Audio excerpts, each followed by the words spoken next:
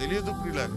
యేసు అనే ఈ రక్షకుడు ఈ లోకానికి ఏతెంచి కొండ మీద ప్రసంగం ప్రారంభించేంత వరకు సమస్త మానవ జాతి ఈ భూమి మీద ఓ భయంకరమైనటువంటి బంధకాల్లో బంధించబడ్డారనే సంగతి ఈ ప్రపంచంలో ఎవరికీ తెలియలేదు. ఏమనుకుంటున్నారంటే మన కర్మ ఇంతే, ఇంట్లో దొంగలు ఎందుకు పడ్డారంటే మన కర్మ ఇంతే, తోట ఎందుకు పండలేదు అంటే మన కర్మ ఇంతే, పిల్లలు ఎందుకు పుట్టలేదంటే మన కర్మ ఇంతే, వీడు ఎందుకంటే తాగుతున్నాడంటే మన కర్మ అంతే.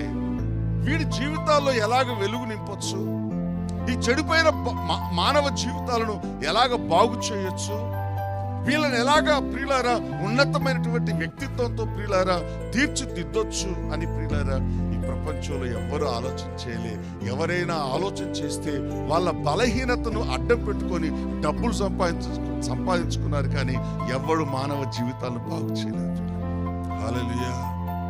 చేతబడులని, మూలబడులని ప్రియులారా, ఆ తర్వాత మూఢనమ్మకాల చేత ప్రియులారా ఇంతే మా కర్మ ఇంతే అనుకుంటుపోయారు. కానీ నిజంగా ఈ మనిషికి ప్రియులారా విమోచన విడుదల ఎలా కలుగుతుందని ఎవరూ ఆలోచన చేయలేదు.